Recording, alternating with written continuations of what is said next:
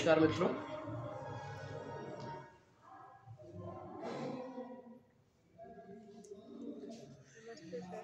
थोड़ा सा आज हमको आप बताइएगा कि मेरी आवाज़ आप तक ठीक से पहुंच रही है, क्योंकि बगल में गेस्ट हाउस है तो वहाँ पे काफ़ी तेज जो है साउंड बज रहा है। तो ऐसी स्थिति में मेरी आवाज़ अगर सुनाई दे रही हो तो ज़रा बताइए हमको। आ रही है आवाज आ रही है सर आपकी। अच्छा, आवाज़ आ रही है। जी सर। चल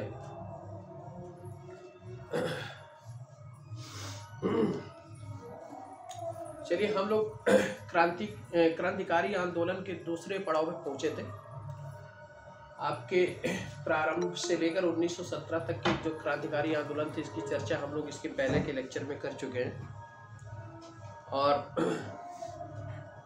आज जो सेकंड फेज का क्रांतिकारी आंदोलन शुरू होता है उसमें हम लोग डिस्कशन करेंगे। एक 1924 से लेकर 34 तक, ठीक है। ये जो द्वितीय फेज का क्रांतिकारी आंदोलन होता है, मैंने आपको इसके पहले क्रांतिकारी आंदोलन में बताया था कि प्रथम फेज में और द्वितीय फेज में क्या अंतर था।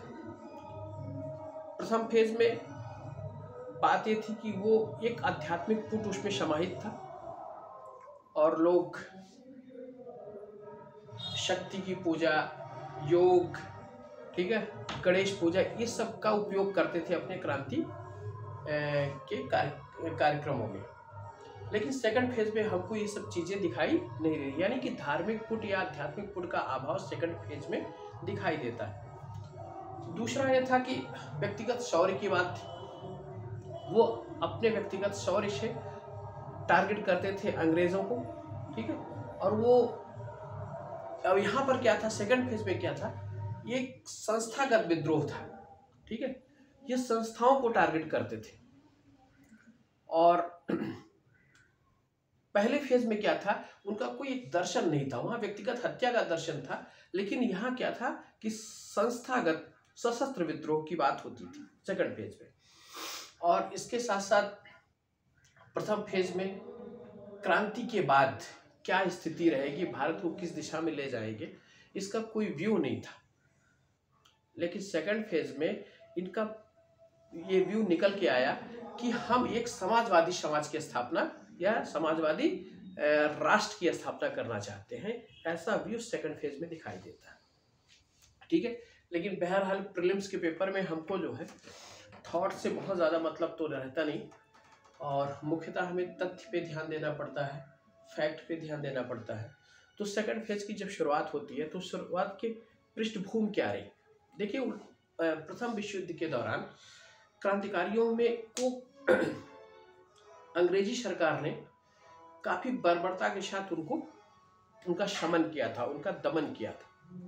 लेकिन जब 1917 के मॉन्टेस्क्यू चेम्सफोर्ड की रिपोर्ट आती है और एक अच्छा माहौल बनाने के लिए क्या किया जाता है कि कई क्रांतिकारी नेताओं को जेल से रिहा किया जाता है, एक अच्छा माहौल बनाने के लिए। और उसके बाद गांधी शुरू होते हैं, और गांधी का ये आंदोलन जो शुरू होता है वो आंदोलन असहयोग आंदोलन, और उसके बाद उसकी जो समाप्ति होती है चौरी चौरा कांड के बाद, इसके बाद भारतीय जो राष्ट्रीय आंदोलन था वो दिशाहीन हो जाता है। उसकी ये समझ में नहीं आता कि अब हमें क्या करना है, ठीक है। अच्छा, उसके पहले चूंकि 1917 में रूस की क्रांति हो गई थी, ठीक है, वहाँ से भी क्रांतिकारी वहाँ की क्रांति से भी काफ़ी प्रभावित थे, ठीक है।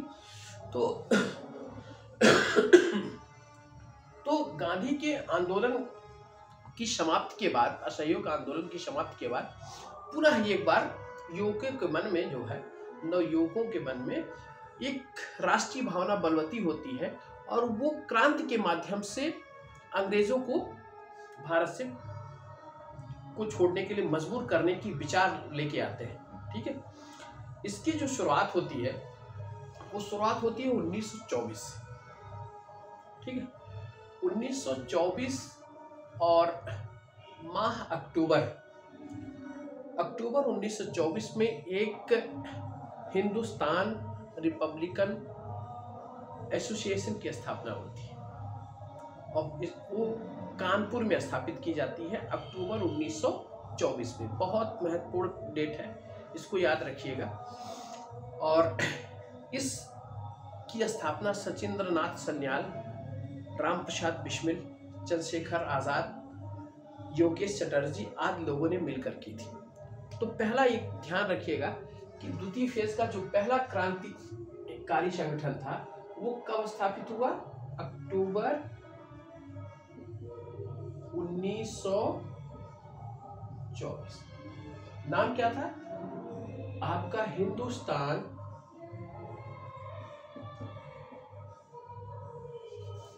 रिपब्लिकन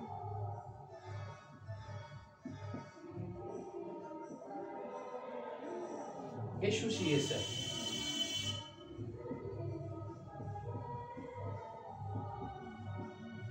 इसे क्या कहा जाता था? हिंदुस्तान HRA के नाम से जाना जाता था। और ये कहां पे स्थापित हुआ था? कानपुर में। संस्थापक सदस्य कौन थे? सचिंद्र नाथ सन्याल, सचिंद्र नाथ सन्याल, ठीक। दूसरा राम प्रसाद बिस्मिल, राम प्रसाद बिस्मिल। और तीसरे आपके इसमें और शामिल थे योगेश चटर्जी, योगेश चटर्जी, ठीक है। हिंदुस्तान रिपब्लिकन एसोसिएशन, ठीक है, अक्टूबर 1924 कानपुर में। इसको HRA के नाम से जाना जाता है। सचिंद्र नाथ सन्याल, राम प्रसाद बिस्मिल और योगेश चंद्र चटर्जी। हम इसी जगह थोड़ा सा आपको आगे की बात मैं यहाँ जोड़ना चाहता हूँ। हिंदुस्तान रिपब्लिकन एसोसिएशन में सोशलिस्ट शब्द, सोशलिस्ट शब्द ये जोड़ा गया 1928 सितंबर में, सितंबर 1928 में। हिंदुस्तान सोशलिस्ट रिपब्लिकन एसोसिएशन, इसकी चर्चा मैं बाद में भी कर सकता था, लेकिन अभी चूंकि अध्ययन के दृष्टिकोण से, दिमाग में बैठने के दृष्टिकोण से ये आवश्यक था कि यहीं पर हमको बताना। हिंदुस्तान सोशलिस्ट रिपब्लिकन एसोसिएशन कब नाम परिवर्तित इसका हुआ? 1928 सितंबर में। और किसने किया? आपके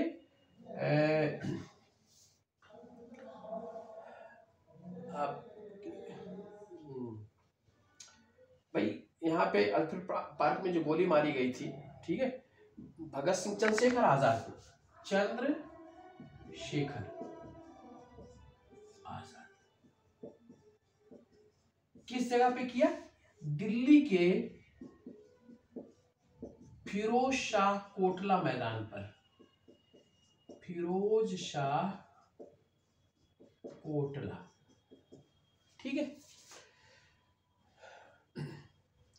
देखिए थोड़ा सा बेतरतीब लिखा हुआ है, लेकिन आप मेरी बातों से अपने को कनेक्ट करते हुए इस बात को लिखिएगा। मैं पुनः दोहरा दे रहा हूं आपको। अक्टूबर 1924 में हिंदुस्तान रिपब्लिकन एसोसिएशन की स्थापना सचिंद्र नाथ सन्याल, राम प्रसाद बिस्मिल, योगेश चंद्र चटर्जी ने मिलकर किया था।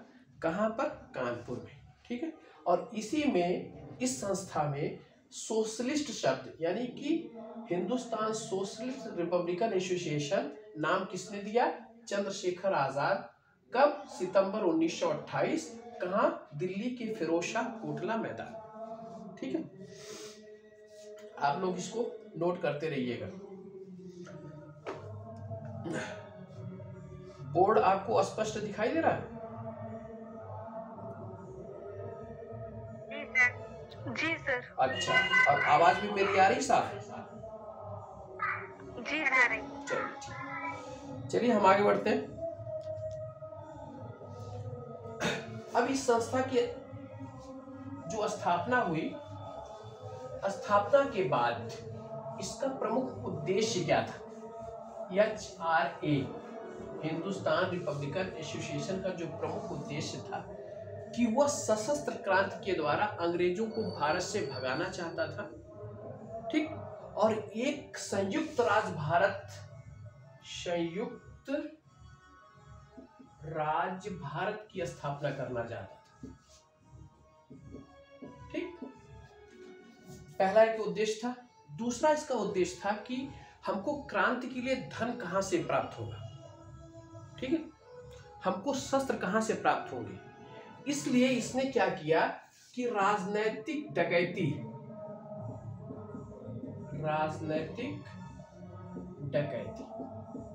किसके लिए? शस्त्र के लिए, और क्रांति के लिए धन जो प्राप्त करना था उसके लिए राजनीतिक डकैती डालने का इन लोगों का कार्यक्रम बनाया गया। और हिंदुस्तान रिपब्लिकन एसोसिएशन की शाखाएं कई जगह पर स्थापित करने की बात की गई, ठीक है। अक्टूबर 1924, आप स्टेप बाय स्टेप समझते जाइए। उसके बाद क्या हुआ कि इस संस्था ने पहली बार, आपने काकोरी कांड का नाम सुना होगा, काकोरी कांड, ठीक है, अगस्त 1925, ठीक, काकोरी नामक स्थान पर उत्तर रेलवे का एक संभाग था, वो आपके सहारनपुर से वो लखनऊ की रेलवे लाइन थी, वहां पर एक ट्रेन डकैती डाली जाती है इसी की संस्था के द्वारा, ठीक है। इसको काकोरी कांड के नाम से जाना जाता है। अगस्त 1925 की घटना है, ठीक है, शायद 9 अगस्त की घटना है। और वहां पर जो लूटा जाता है ट्रेन को, उसके बाद इन क्रांतिकारियों की धरपकड़ शुरू होती है, तो उसमें प्रमुख, इस दल के प्रमुख क्रांतिकारी गिरफ्तार हो जाते हैं। इस दल में जो गिरफ्तार होने वाले क्रांतिकारी थे उसमें राजेंद्र प्रसाद, ठीक, राजेंद्र लहरी, रोशन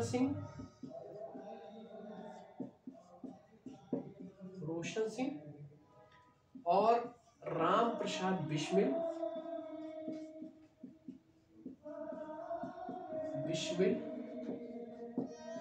और अशफाक उल्ला खां,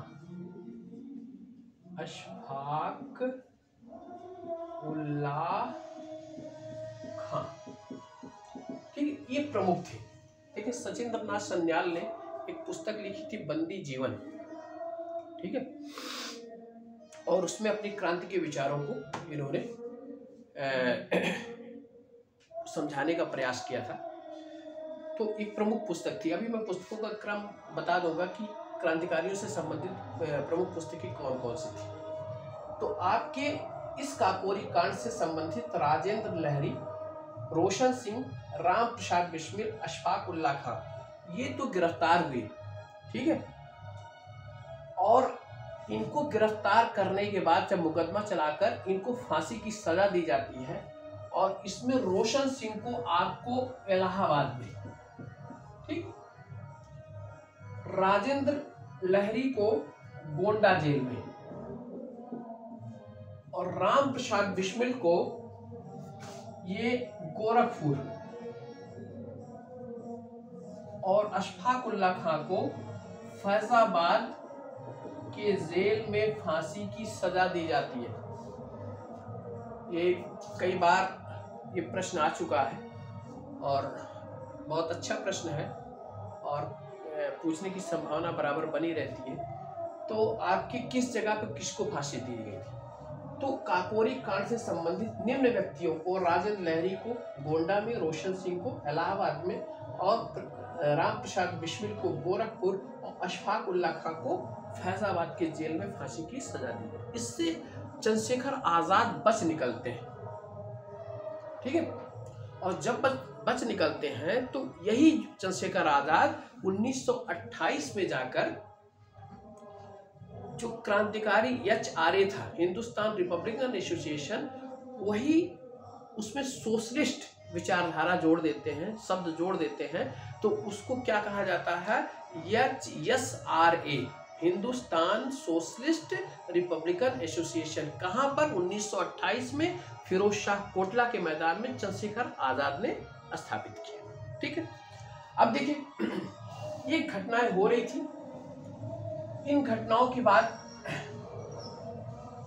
इसी समय आपके पंजाब में भगत सिंह का और उदय होता है। फिर वहां पर राजगुरु, बटुकेश्वर दत्त, ये सब क्रांतिकारी व्यक्ति सामने आते हैं।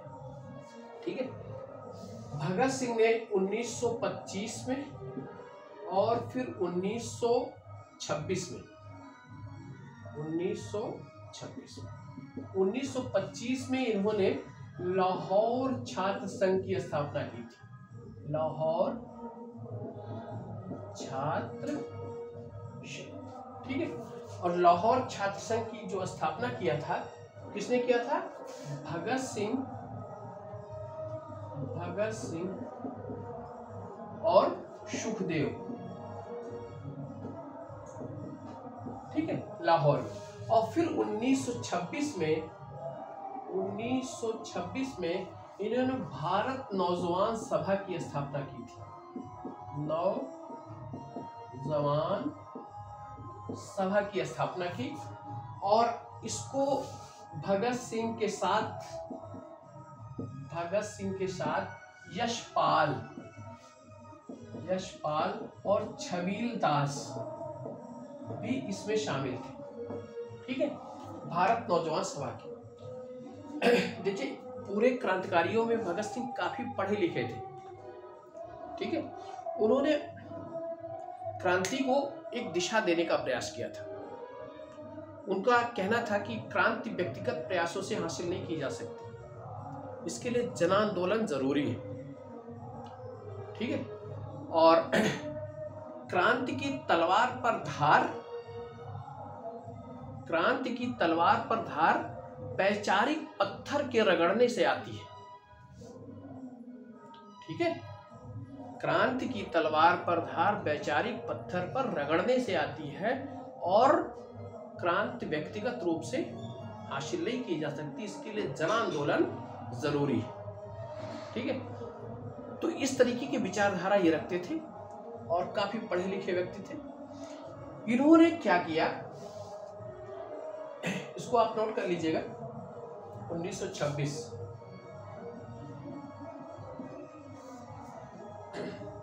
अब देखिए, तत्कालीन जो आपके काकोरी कांड के बाद प्रमुख राजेंद्र लहरी, रोशन सिंह, ठीक है, राम प्रसाद बिस्मिल, अशफाक उल्लाह खां, इन लोगों को फांसी जब दे दी जाती है तो आपके प्रमुख क्रांतिकारियों में बसते कौन है? आपके चंद्रशेखर आजाद, भगत सिंह, बटुकेश्वर दत्त, सुखदेव, राजगुरु, ये बसते हैं। और इसके साथ साथ बंगाल में ये क्रांतिकारी दल कार्य करता था। उसमें सूर्यसेन, जिनको मास्टर दा के नाम से जाना जाता है, वो वहां पर क्रांतिकारी आंदोलन को आगे बढ़ाने का कार्य कर रहे थे। अब इस समय 1926 के बाद आपको 1927 में साइमन कमीशन आता है। साइमन कमीशन आने के बाद 3 फरवरी 1928 को, नवंबर 1927 में साइमन कमीशन का गठन किया जाता है और 3 फरवरी 1928 को साइमन कमीशन मुंबई पहुंचता है। इसका भारत में विरोध होता है। साइमन गो बैक के नारे लगाए जाते हैं। ठीक है, और उस नारे को लिखा किसने था? यूसुफ मेहर अली ने लिखा था, साइमन गो बैक। ठीक है, उसी साइमन कमीशन का विरोध करते हुए लाला लाजपत राय को अंग्रेजों ने लाठियों से खूब पीटा था। ये घटना कब की हुई थी? ये घटना अक्टूबर 1928, ठीक है, लाहौर में साइमन कमीशन का विरोध करते हुए लाला लाजपत राय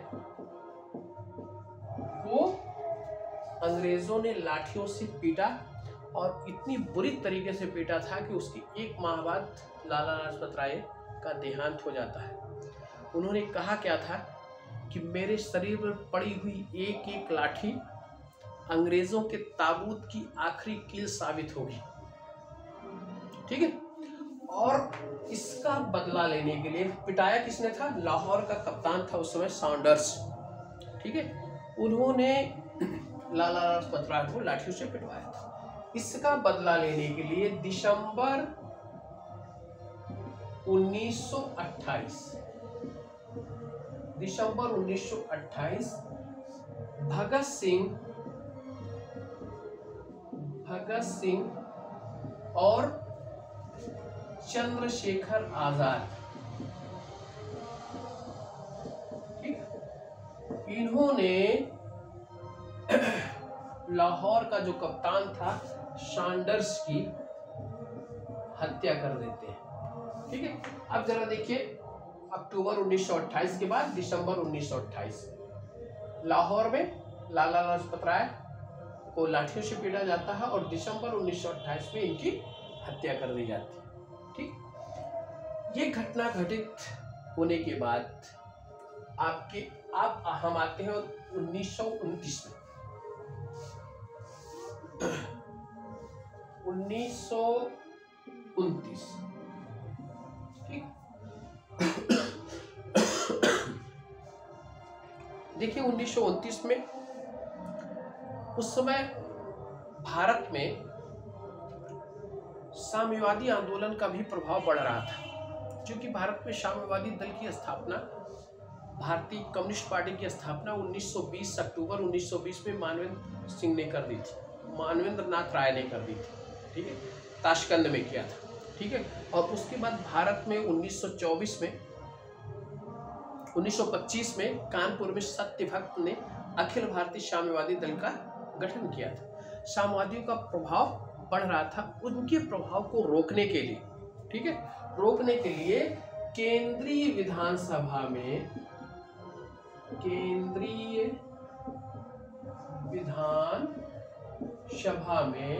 एक बिल लाया गया था। वो बिल क्या था? Trade dispute bill.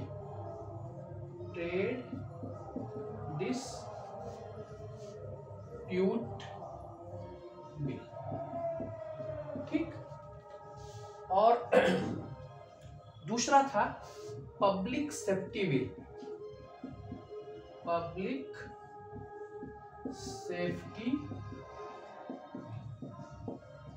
ये दोनों, ट्रेड डिस्प्यूट बिल और पब्लिक सेफ्टी बिल, ये दोनों केंद्रीय विधानसभा में लाया गया था 1929 में। इस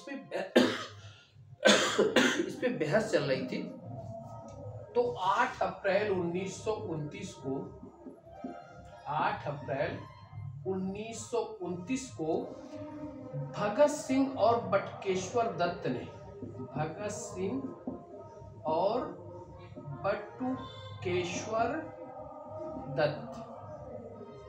ने केंद्रीय विधानसभा में बम जाके फोड़ दिया। बम बहुत शक्तिशाली नहीं था, इससे किसी के हताहत होने की संभावना नहीं थी। उन्होंने जब बम फेंका तो वो चाहते तो वहां से भाग सकते थे, लेकिन उनको ये लगा कि अगर हम भागेंगे तो इतना प्रभाव क्रांतिकारी आंदोलन का आम जनता पर नहीं पड़ेगा, इसलिए उन्होंने अपनी गिरफ्तारी देना उचित समझा।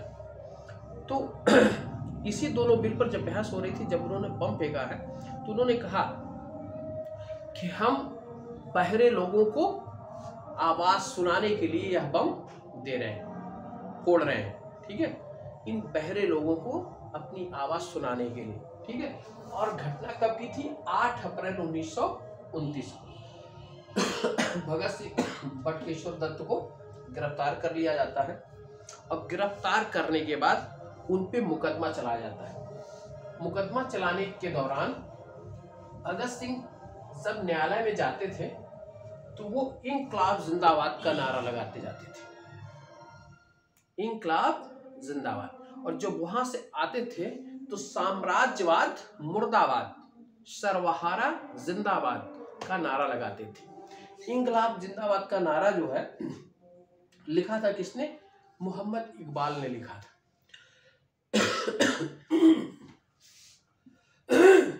भगत सिंह को गिरफ्तार किया गया तो वो सजा जब सुनाई जाती, जिसकी सुनवाई जब होती थी, तो क्या नारा लगाते थे? इंकलाब जिंदाबाद। यह नारा पहली बार भगत सिंह के द्वारा ही लगाया गया था। भगत सिंह के द्वारा।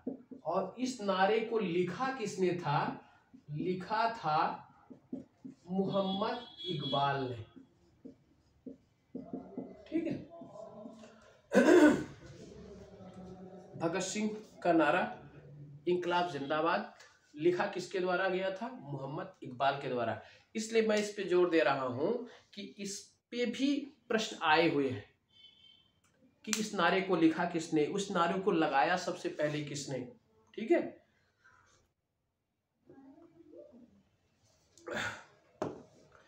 और भगत सिंह के विषय में सुभाष चंद्र बोस ने लिखा था, इंकलाब जिंदाबाद और भगत सिंह जिंदाबाद दोनों का अर्थ एक ही है। इंकलाब जिंदाबाद और भगत सिंह जिंदाबाद दोनों का अर्थ एक ही है। ये किसने कहा? सुभाष चंद्र बोस ने कहा। ठीक है। अब इनके ऊपर जब मुकदमा चलाया गया तो इनको जो है 23 मार्च 1931, चूंकि विधानसभा में बम फेंकने के कारण इनको फांसी की सजा नहीं दी जा सकती थी, इसलिए इससे लाहौर षड्यंत्र केस, यानी कि जब सैंडर्स की हत्या की गई थी उससे जोड़कर इनको फांसी की सजा सुनाई जाती है। और फांसी की सजा किसको किसको सुनाई जाती है? आपके भगत सिंह, सुखदेव और राजगुरु। ठीक। ये चूंकि शामिल थे उधर, इनके ऊपर लाहौर षड्यंत्र केस चल रहा था। और ये कब फांसी दी गई इनको? 23 मार्च 1931 को लाहौर में। ठीक। उसके जस्ट पहले 27 फरवरी 1931 को चंद्रशेखर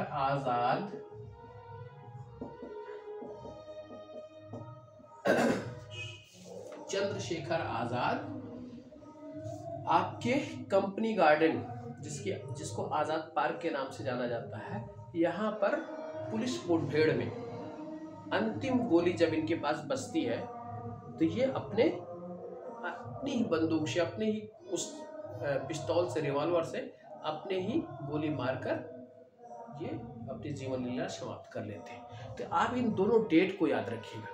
एक कब? 27 फरवरी 1931 चंद्रशेखर आजाद, और 23 मार्च 1931 भगत सिंह, राजगुरु और सुखदेव को फांसी की सजा। ठीक है। देखिए, इसी बीच 5 मार्च 1931 को गांधी इरविन समझौता हुआ था, जिसमें लोगों ने कहा कि अगर गांधी चाहते तो भगत सिंह को बचा लेते। ठीक है। इस समझौते के तहत इस पे गांधी जी की बड़ी आलोचना भी होती है कि गांधी जी ने नहीं चाहा। अब किस कारण नहीं चाहा? कुछ लोग, गांधी जी का ही कथन था कि दुनिया में सबसे ज्यादा उस समय, तत्कालिक समय में, इससे ज्यादा आकर्षक व्यक्तित्व वाला व्यक्ति कोई ही नहीं है। जिसके लिए? भगत सिंह के लिए कहा था। तो कुछ लोगों का मत ये था कि गांधी जी इनकी शपथ, इनके जो आभा मंडल है या इनका जितना नाम इस समय रोशन है, इससे उनको डर था। अब कुछ लोग कहते थे कि ये अहिंसावादी होने के कारण जो है हिंसात्मक गतिविधियों में अपने को लिप्त नहीं करना चाहते थे, उसमें अपना नाम नहीं जोड़ना चाहते थे। इस वजह से इन्होंने भगत सिंह को नहीं बचाया था। बहरहाल 23 मार्च 1931 और 27 मार्च 1931 को। ठीक है। अब देखते हैं उत्तर भारत के ये क्रांतिकारी। भगत सिंह चले गए, चंद्रशेखर आजाद चले गए, राजगुरु चले गए, सुखदेव चले गए, उधर राजेंद्र लहरी चले गए, रोशन सिंह चले गए, अशफाक उल्लाह, बिस्मिल्लाह खां, ये सब समाप्त हो गए। तो यह उत्तर भारत और खासकर उत्तर प्रदेश और दिल्ली के आसपास की जो राजनीतिक क्रांतिकारी गतिविधियां थी, इस पे अब विराम लग जाता है 1931 में। लेकिन उसी समय बंगाल में भी यह क्रांतिकारी आंदोलन जोर पकड़ता है।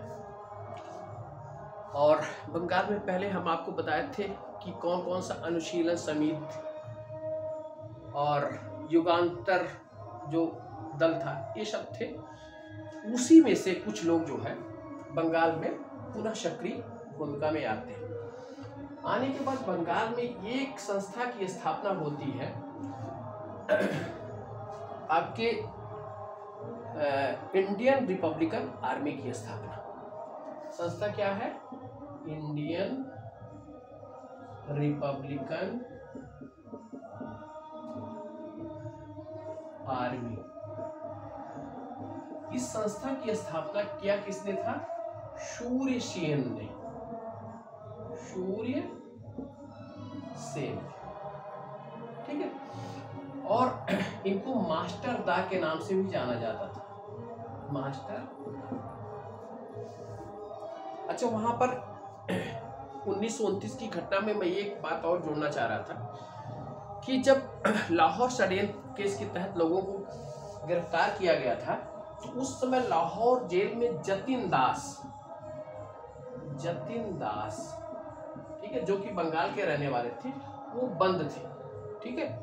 और ये जो कैदियों की जेल में जो प्रताड़ना होती थी उसके विरुद्ध उन्होंने अनशन प्रारंभ किया था। और अनशन प्रारंभ करने के 64वें दिन, ठीक है, 64 दिन बाद इनकी जेल में ही मृत्यु हो जाती है, जतिन दास की। यह जेल में मृत्यु कब होती है? 13 सितंबर 1929 को, ठीक है। जब इनके शव को, जतिन दास के शव को बंगाल से कलकत्ता लाया जाता है, तो कलकत्ता पूरी तरीके से इनकी शव यात्रा में निकलती है। पूरी भीड़, कहते हैं 6 लाख लोग कलकत्ता के रेलवे स्टेशन पर आके जमा हुए थे, 6 लाख लोग, ठीक है। और 64वें दिन उनकी मृत्यु हो जाती है। आपने एक नाम इसके पहले सुना होगा, जतिन मुखर्जी, ठीक है, जो उनको बाघा जतिन के नाम से जाना जाता था। कहीं आप कंफ्यूजन मत पालिएगा कि वो क्या थे, जतिन मुखर्जी, ठीक है। इनको क्या कहा जाता था? बाघा जतिन, बाघा जतिन। और 1915 में यह बालाशोर में एक मुठभेड़ में मारे जाते हैं, ठीक है। और ये उपज किसकी थी? स्वदेशी आंदोलन की उपज थी, ठीक है। वहां पर जब क्रांतिकारी गतिविधियां चल रही थी तब की उपज थी। और एक जतिन दास ये थे, 64वें दिन बाद इनका आमरण अनशन से देहांत हो जाता है। और वह डेट रहती है 13 सितंबर 1929। अब हमको 1929 में 2 डेट याद रखनी है, एक 8 अप्रैल 1929 और दूसरा 13 सितंबर 1929। 8 अप्रैल को क्या था? पब्लिक सेफ्टी बिल और आपके ट्रेड डिस्प्यूट बिल पर जो बहस चल रही थी, उसी समय बटुकेश्वर दत्त और भगत सिंह के द्वारा बम फेंका जाता था, ठीक है। ये बात आपकी हुई। अब हम आते हैं बंगाल। बंगाल में इंडियन रिपब्लिकन आर्मी स्थापना किसने किया था? सूर्यसेन ने। इनको मास्टर दा के नाम से जाना जाता था।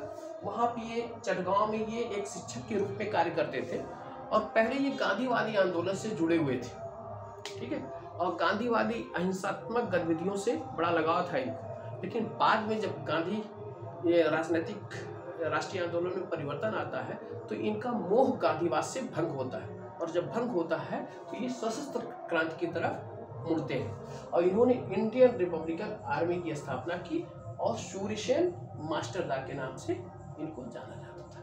इस इंडियन रिपब्लिकन आर्मी में तत्कालीन जो सदस्य थे वो अनंत सिंह, गणेश घोष, लोकनाथ बाउल,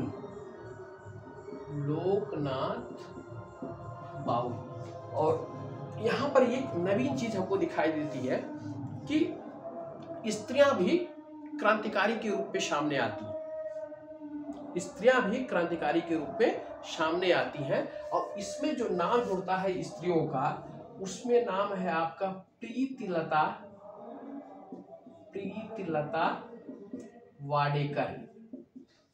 वाडेकर, शांति घोष, शांति घोष, सुनिधि चौधरी, सुनिधि चौधरी, कल्पना दत्त, कल्पना दत्त और वीना दास।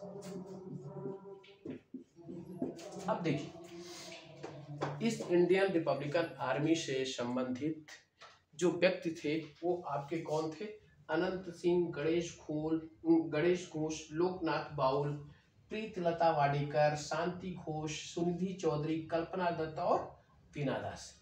इन्होंने पहला कार्य किया था, चटगांव के शस्त्रागार पर धावा बोलकर उसे लूटने का प्रयास किया था। ठीक है, सूर्यसेन ने उस शस्त्रागार को लूटा तो जरूर, वहां से हथियार तो प्राप्त हुई, लेकिन वहां पे उनको गोला बारूद नहीं प्राप्त हुआ था, नहीं मिल पाया था। ठीक है, तो वहां पर इसके बाद ये गिरफ्तार किए जाते। अच्छा, वहां पर इन्होंने अंतरिम क्रांतिकारी सरकार की स्थापना भी की चटगांव में, शस्त्रागार को लूटने के बाद। ठीक है, अंतरिम क्रांतिकारी सरकार,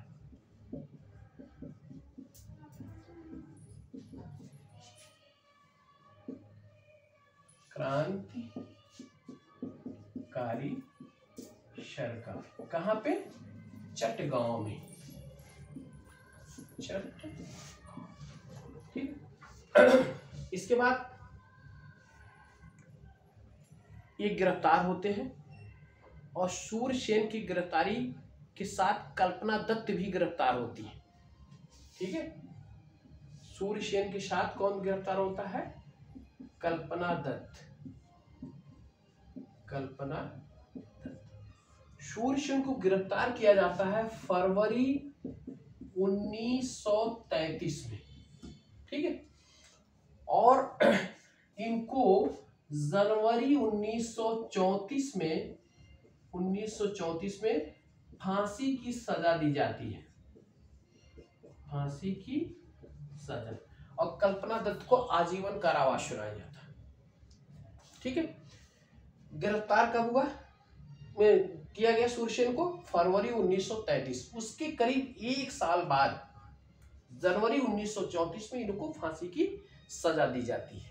और इधर जो इस दल के जो सदस्य थे, अन्य सदस्य, जिसमें आपका वीना दास का नाम आता है, सुनिधि चौधरी का नाम आता है, प्रीतिलता वाडेकर का नाम आता है, शांति घोष का नाम आता है, उन लोगों ने क्या कार्य किया था? पहला कार्य किया था प्रीतिलता वाडेकर, प्रीतिलता वाडेकर, इन्होंने पहाड़ी तल नामक रेलवे, ठीक, इंस्टीट्यूट, रेलवे स्टेशन को लूटने का प्रयास किया था,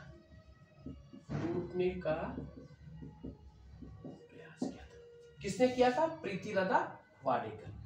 दूसरा नाम आता है शांति घोष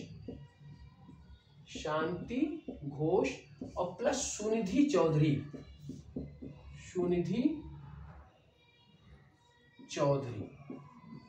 ठीक।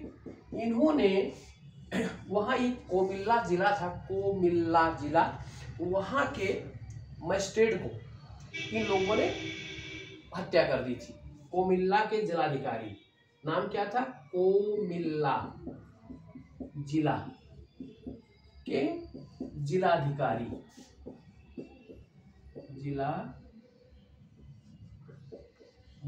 की हत्या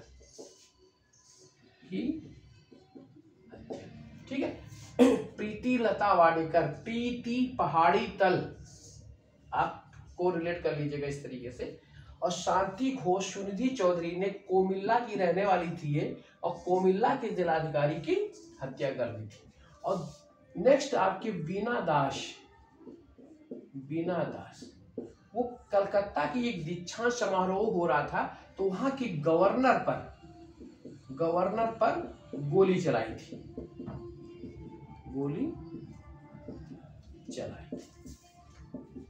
ठीक है।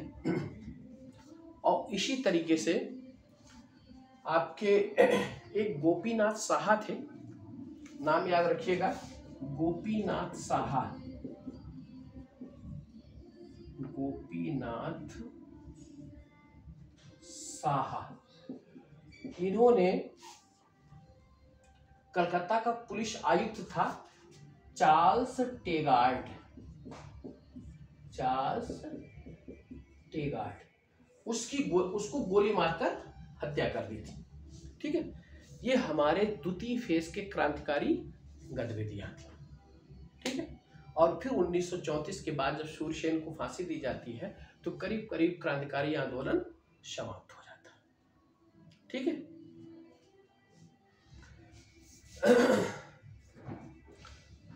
क्या भाई शुभम जी?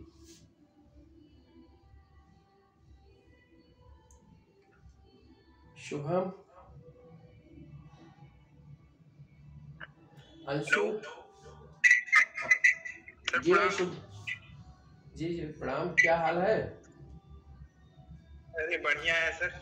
आपको सेकंड फेज का क्रांतिकारी आंदोलन समझ में आया?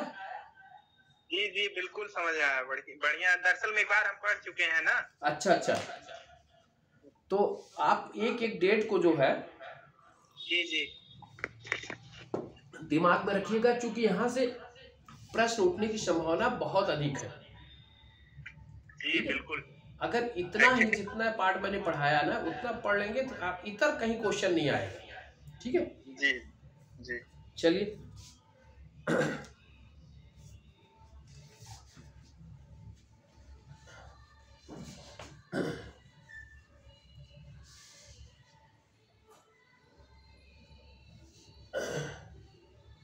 देखिए, इस समय कुछ एक दो प्रमुख किताबें थी, उसको भी आप नोट कर लीजिएगा। एक है बंदी जीवन, बंदी जीवन किसका है? सचिंद्र नाथ सान्याल का।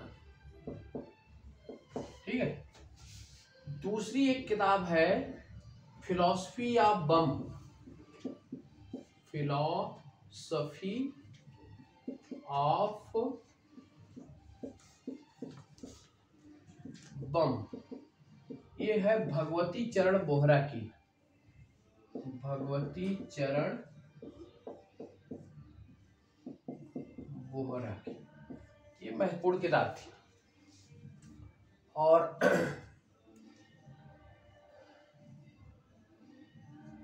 ठीक है, बस इतना आप क्रांतिकारी आंदोलन से समझिएगा। अब हम थोड़ा सा मॉडर्न हिस्ट्री के एक दो पार्ट और शेष रह गए थे। एक तो भारत में कम्युनिस्ट पार्टी और भारत में समाजवादी पार्टी। आप इसके विषय में सिर्फ इतना ही जानते रहिएगा, आपका काम चल जाएगा कि कम्युनिस्ट पार्टी ऑफ इंडिया या भारतीय मार्क्सवादी पार्टी की स्थापना कब हुई थी। तो भारत में चूंकि 1917 की रूसी क्रांति से भारत के लोग भी प्रभावित थे। ठीक है, और वहां पे पूंजीवादी सत्ता को उखाड़ फेंकने के बाद एक मार्क्सवादी दल की स्थापना की गई थी लेनिन के द्वारा। ठीक है, तो उससे प्रभावित होकर अक्टूबर 1920 ठीक ताशकंद में, ताशकंद यहां पर भारतीय कम्युनिस्ट पार्टी की स्थापना, पार्टी। ठीक, और स्थापना किसने किया था? मानवेंद्र नाथ राय, मानवेंद्र नाथ राय। ठीक, इस स्थापना में इनके साथ जो व्यक्ति वहां पे शामिल थे, ये शामिल थे आपके मोहम्मद अली,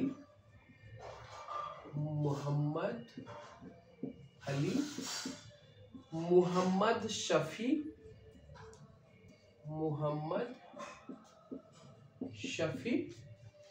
और A.T. राय, A.T.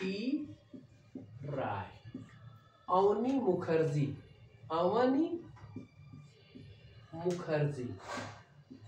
और एक व्यक्ति थे रोजा फिटग्राफ। रोजा फिटग्राफ ये आपके भारतीय कम्युनिस्ट पार्टी अक्टूबर 1920 ताशकंद मानवेंद्र नाथ राय के द्वारा स्थापित की गई थी और अन्य जो सदस्य उपस्थित थे वो ये नाम था: एटी राय, अवनी मुखर्जी, रोजा फिटग्राफ, मोहम्मद अली, मोहम्मद शफी। ठीक है। ये चूंकि अक्टूबर 1920 मानवेंद्र नाथ राय 1922 में भारत आते हैं और भारत में भी इस दल के प्रचार प्रसार का कार्य करना प्रारंभ करते हैं। ठीक है। इसके बाद इसी समय अक्टूबर 1924 की घटना है। 1924 जो मार्क्सवादी सदस्य लोग रहते हैं, ठीक है, क्योंकि स्थापना तो हो ही गई थी भारतीय कम्युनिस्ट पार्टी की, वो जो सदस्य रहते थे उनको गिरफ्तार किया जाता, जो नेता रहते थे उनको गिरफ्तार किया जाता है अंग्रेजों के द्वारा। ठीक, कब? 1924 की घटना रहती है और इन पर क्या केस लगाया जाता है? कानपुर षड्यंत्र केस। षड्यंत्र केस। ठीक, चूंकि यहीं से गिरफ्तार किए जाते हैं इसलिए 1924 में कानपुर षड्यंत्र केस लगाया जाता है और औपचारिक रूप से भारत में दिसंबर 1925 में, ठीक, दिसंबर 1925 में कानपुर में सत्यभक्त नामक व्यक्ति ने अखिल भारतीय साम्यवादी दल का गठन किया। दल के गठन की घोषणा की। ठीक है, ये थोड़ा सा समझ लीजिएगा, कभी कंफ्यूजन ना रहे कि सर ये तो साम्यवादी पार्टी की स्थापना हो ही गई थी तो यहाँ गठन करने की क्या जरूरत थी। ठीक है, अक्टूबर 1920 और दिसंबर 1925 यह स्थापना कहाँ हुई थी? ताशकंद में। और दिसंबर 1925 में कहाँ पे? कानपुर में। यहाँ कौन किया था? चूंकि वहां प्रभावित थे, गए थे, यहाँ मानवेंद्र नाथ राय ने किया था और स्थापना भारतीय कम्युनिस्ट पार्टी की वहां हुई थी जहां इसकी घोषणा नहीं हो पाई थी। ठीक है, तो यहाँ औपचारिक रूप से घोषणा किसने किया था? सत्यभक्त ने दिसंबर 1925 में कानपुर में अखिल भारतीय साम्यवादी दल की घोषणा की थी। साम्यवादी दल से संबंधित दो केस आप दिमाग में रखिएगा, एक केस कानपुर षड्यंत्र केस और दूसरा 1929 के मेरठ षड्यंत्र केस। मेरठ षड्यंत्र केस। ठीक है, क्योंकि 1929 में आपको ट्रेड डिस्प्यूट बिल पेश किया गया था, यानी कि जो साम्यवादी दल थे उनके प्रभाव को, बढ़ते हुए प्रभाव को रोकने के लिए यह बिल पेश किया गया था और उसी समय मेरठ षड्यंत्र केस के तहत जो है करीब 31 साम्यवादी नेताओं को गिरफ्तार भी किया गया था। ठीक है, और साम्यवादी नेताओं की गिरफ्तारी के बाद जिनका अभियोजन पक्ष था, यानी कि जो इनके वकील लोग थे जिन्होंने इस केस में इनकी मदद की थी मेरठ षड्यंत्र केस में, उसमें जवाहरलाल नेहरू और आपके जवाहरलाल नेहरू के साथ साथ भूलाभाई देसाई, ठीक है, ये सब इनके साथ लगे हुए थे। ठीक है, इनका मेरठ षड्यंत्र केस में साम्यवादियों का बचाव किया था और इसके बाद 1934 में साम्यवादी दल को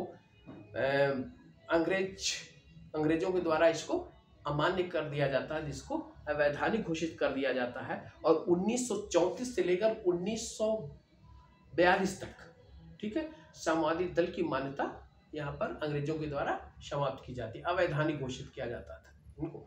और 1942 में चूंकि भारत छोड़ो आंदोलन की शुरुआत होती है, जब उस शुरुआत में इस दल ने भारत छोड़ो आंदोलन का समर्थन किया था। ठीक है, लेकिन साम्यवादियों के ऊपर जब रूस के ऊपर जर्मनी ने आक्रमण कर दिया था तो आक्रमण करने के बाद इन्होंने भारत छोड़ो आंदोलन से अपने को अलग कर लिया। ठीक है, यानी कि फिर इन्होंने विरोध किया था। तो ये हमारे भारतीय राष्ट्रीय आंदोलन में भारतीय कम्युनिस्ट पार्टी की स्थापना और उनकी भूमिकाएं थी। ठीक है, इसके साथ साथ आप एक मैटर भारतीय समाजवादी दल की स्थापना, इसको कांग्रेस समाजवादी पार्टी, कांग्रेस समाजवादी पार्टी, ठीक, यह स्थापना इसकी हुई थी अक्टूबर 1934, ठीक, लखनऊ। और इसके जो संस्थापक सदस्य थे वो थे आचार्य नरेंद्र देव, आचार्य नरेंद्र देव, दूसरे जयप्रकाश नारायण, जयप्रकाश नारायण, तीसरे आपके राम मनोहर लोहिया, मनोहर लोहिया, और अशोक मेहता, अशोक मेहता, अच्युत पटवर्धन, अच्युत पटवर्धन, यूसुफ मेहर अली, यूसुफ मेहर अली, ठीक है, ये इसके संस्थापक सदस्यों में शामिल थी। अब देखिए, चूंकि हमने आपको क्रांतिकारी भारतीय कम्युनिस्ट पार्टी और समाजवादी पार्टी की चर्चा आज की, इसलिए कि आज मॉडर्न हिस्ट्री हमारी समाप्ति की तरफ है। ठीक है, मॉडर्न हिस्ट्री के सारे प्रसंगों की हम लोगों ने चर्चा की। उसमें जो भी रहा हो, भारत में ब्रिटिश सत्ता की स्थापना, क्षेत्रीय शक्तियों के साथ उनके संबंध, क्षेत्रीय शक्तियों पर अधिकार करके भारतीय राष्ट्र में अपना जो विस्तार किया उन्होंने, ठीक है, इस सब की चर्चा के साथ साथ हमने आपके सैन्य विद्रोह, 1857 का विद्रोह, राजनीतिक संगठन, सामाजिक धार्मिक आंदोलन, इन सब की भी हम लोगों ने चर्चा की, और भारत के राष्ट्रीय आंदोलन को बखूबी हम लोगों ने पढ़ा। ठीक है, तो करीब करीब सब कुछ हो गया, लेकिन 1-2% अभी बाकी है। ठीक, एक किसान आंदोलन और एक जनजातीय आंदोलन, उसके मुख्य, उसमें बहुत गहराई में जाने की जरूरत नहीं है, उसको किसी दिन एक लेक्चर में हम आपको बता देंगे कि इतना आप देख लीजिएगा, इससे आपके आरओ में आने की संभावना रहेगी, जो मिल जाएगा उसमें। ठीक है, शेष मेरा हिस्ट्री आज समाप्त हुआ। ठीक है, इसके बाद चूंकि आज डिसाइड हो गया कि 11 फरवरी को आरओ का एग्जाम है। ठीक, हमने हिंदी भी पढ़ा दिया है, हिंदी का एक चैप्टर मुख्य रूप से आपके अशुद्धियां, वह बाकी है, शेष हिंदी हमने समाप्त कर दिया। पर्यायवाची मैं दे दूंगा आपको, उसको आप धीरे धीरे रटते रहिएगा।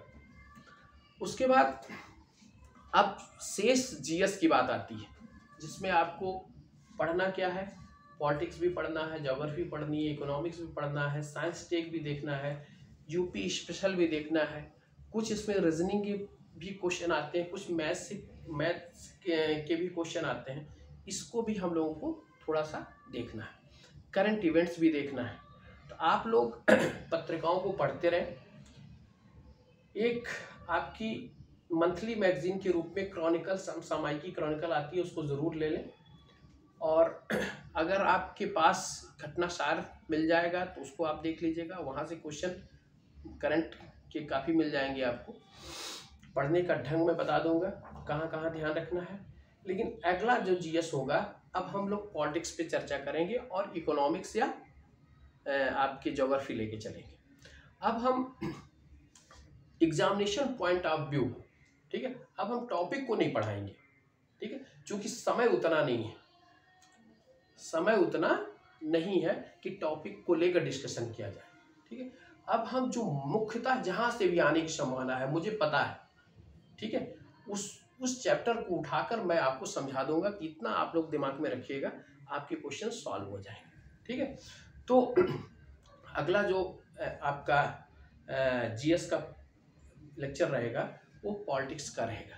3 दिन मैं पॉलिटिक्स पढ़ाऊंगा और 3 दिन आपको ज्योग्राफी या इकोनॉमिक्स पढ़ाऊंगा। ठीक है। तो मुझे लग रहा है कि 15-20 दिन में हम इसको समाप्त कर लेंगे।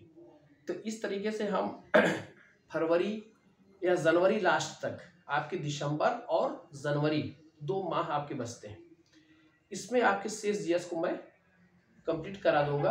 और अंतिम में जो 10 दिन बचेगा, 11 को पेपर रहेगा, अंतिम में जो 10 दिन बचेगा उस 10 दिन में हम लोग रिवाइज कर लेंगे कहाँ कहाँ क्या चीज़ ध्यान रखना है। तो आप लोग अभी से कमर कस के बिल्कुल तैयार हो जाएं। आज कमीशन का नोटिफिकेशन आ चुका है, 11 तारीख की डेट मिल चुकी है, अब इसमें फेरबदल होने की संभावना नहीं है, ठीक है। तो अब 2 महीने आप जम के पढ़ लें, ठीक। और मैं जहाँ तक बताऊँ उसको भी इतना ही देख लें तो आपका नया पार हो जाएगी, ठीक है। तो ठीक है, आज इस लेक्चर को आज ये समाप्त करेंगे और शेष आप लोग दोहराते रहिए, जो दिक्कत हो उसको मुझसे कंसल्ट करिएगा, ठीक है।